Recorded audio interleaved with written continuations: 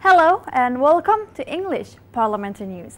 I'm Septia Chaniago, and this edition will present all the latest and interesting information around the House of Representatives of the Republic of Indonesia.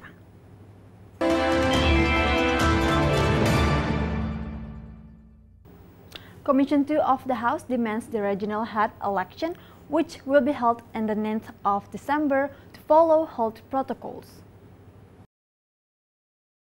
At the meeting with the Election Board, Election Supervisory Body, and the Politics and Government General Director of Ministry of Home Affairs, Commission 2 of the House demands all stakeholders of the 2020 regional head election follows the direction from the COVID-19 Response Acceleration Task Force.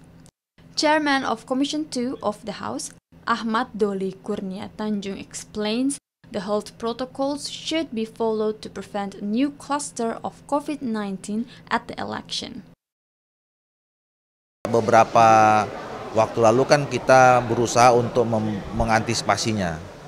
Mengantisipasinya ya tentu dengan pertama adanya perubahan atau penyesuaian aturan-aturan.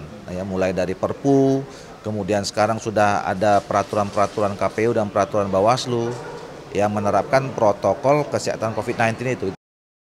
Member of Commission 2 of the House, HUGUA, says all of the preparation of the election already follows health protocols.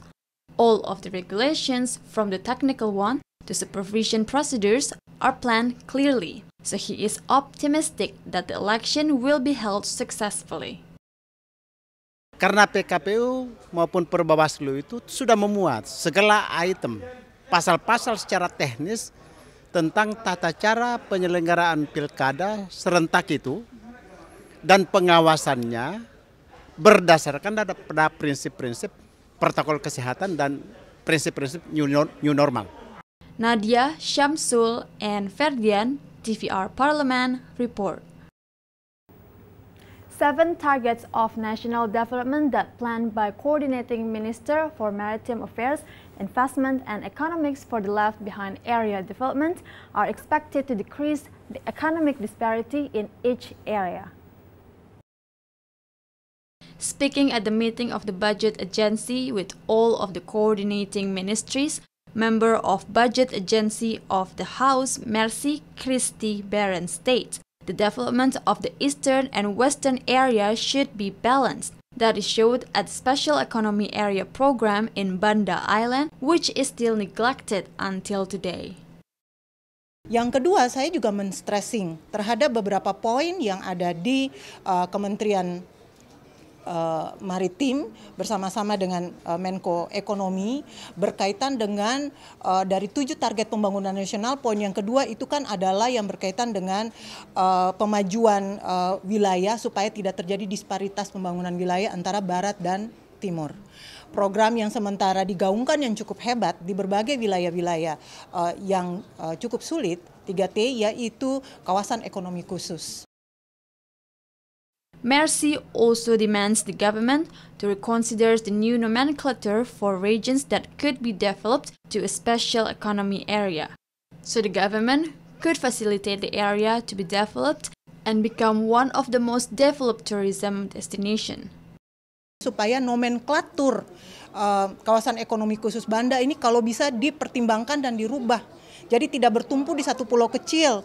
Maluku ini punya 1.342 pulau. Kalau bisa dia berubah nomenklaturnya menjadi kawasan ekonomi khusus pulau-pulau di lautan Pulau Banda. Alda, Alfredo, and Ferdian, TVR Parliament report.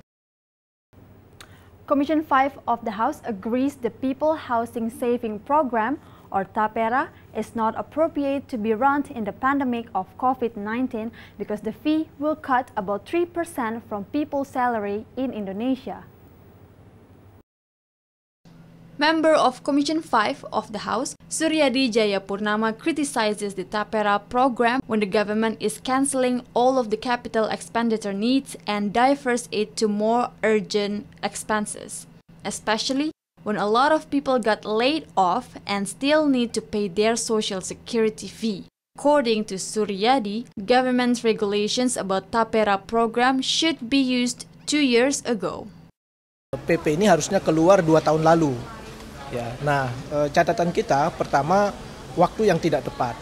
Ya, di saat masyarakat ya terbebani dengan pandemi COVID-19, kemudian juga ada kenaikan iuran BPJS, nah ditambah lagi pemotongan gaji ya sebesar 3%. Member of Commission 5 of the House, SUDEWO, assesses the spirit of TAPERA program is good because it will help people to buy a house, but it needs more re-evaluation and re-implementation because many people are burdened with the program. Karena memang rumah tempat tinggal ini adalah kebutuhan dasar bagi warga. Tetapi dalam implementasinya itu yang harus dievaluasi. Nah, itu mungkin dalam tataran PP atau kan permen yang harus dievaluasi ataukah dalam tataran teknis di lapangan, karena pada kenyataannya masyarakat kecil itu justru merasa tidak terbantu tetapi justru merasa terbebani. Fitian, Ridwan, and Ferdian, TVR Parliament report. Commission 7 of the House supports the government to develop innovation in producing local vaccine for COVID-19.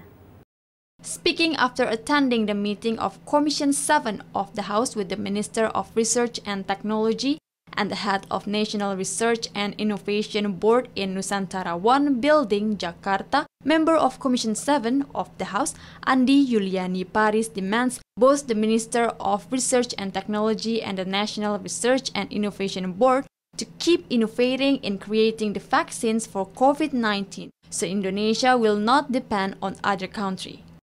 Cari inovasi-inovasi terkait bidang kesehatan, apalagi dengan dampak adanya COVID ini, tentunya kita perlu dana untuk pengembangan vaksin. Jadi kedepannya apa? Supaya kita tidak tergantung sama vaksin luar, karena vaksin yang dalam negeri kalau dikembangkan itu kan menghemat anggaran pemerintah juga.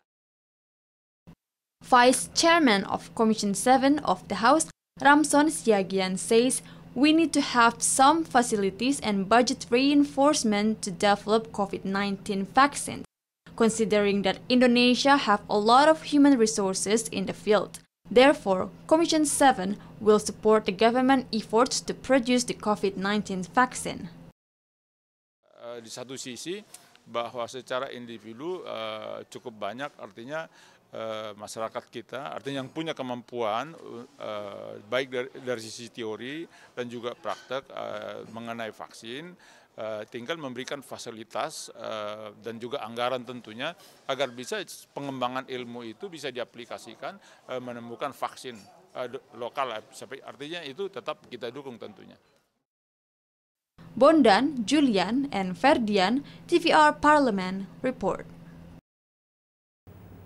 Member of Commission 2 of the House encourages the government, along with election stakeholders, to immediately design the electronic-based election or e-voting. At the meeting of Commission 2 of the House with the Election Board and the Election Supervisory Board in Nusantara Building, Jakarta, member of Commission 2 of the House, HUGUA, explains. The e-voting does not only make the work of Election Board and the Election Supervisory Body easier, but also could reduce the voting counting time. Telah mengajarkan kepada kita semua bangsa di dunia ini termasuk Indonesia untuk melek.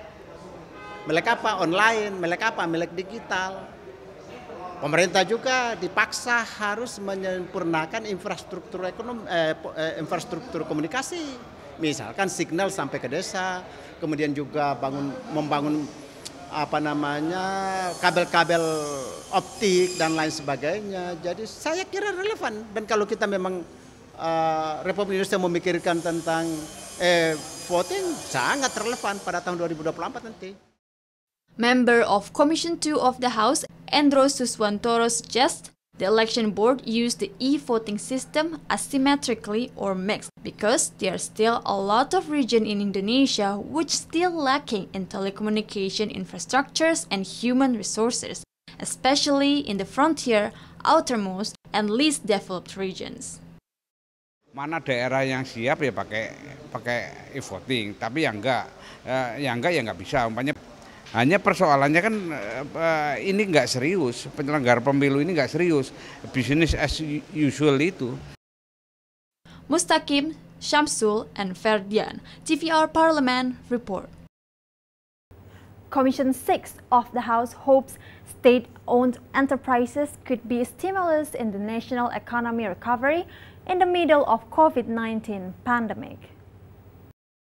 Speaking after the meeting of some state-owned enterprises that is getting state capital shares and bailouts, Vice Chairman of Commission 6 of the House, Arya Bima, says the economic sectors such as industry and trade, which are paralyzed due to the COVID-19, should be resurrected. Arya Bima states the state-owned enterprises still have a bigger chance to fulfill people's basic needs. Therefore, they need to increase their productivity.